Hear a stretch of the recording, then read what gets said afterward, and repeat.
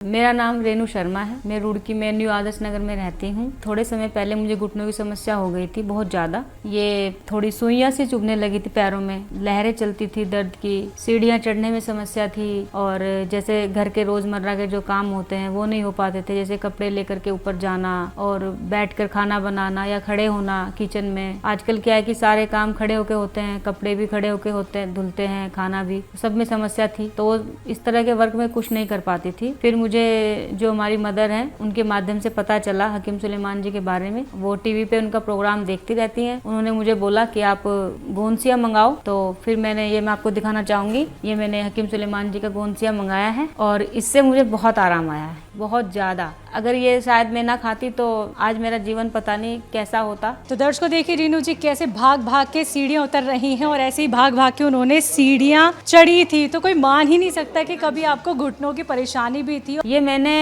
लगभग 6 महीने खाया है। ये इस तरह के आप देखिए, ये मैंने 2 बार मंगाए हैं ये, और लगभग 3 महीने में मुझे इससे आराम आ चुका था। ये देखिए आप, ये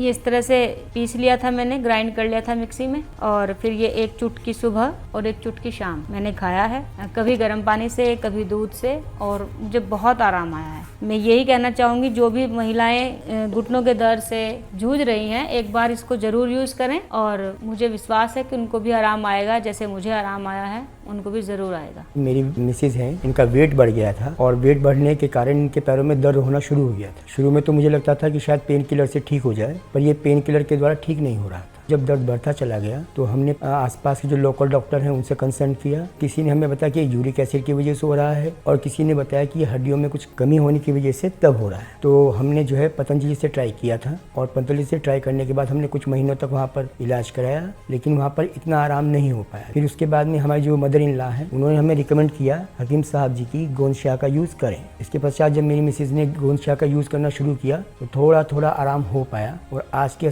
ये समय है कि मेरी मिसेज अपने सभी दैनिक कार्यों को बड़ी स्फूर्ति के साथ, चुस्ती के साथ, बिना किसी दर्द के कर लेती है और मैं इससे पूर्णतः संतुष्ट हूँ।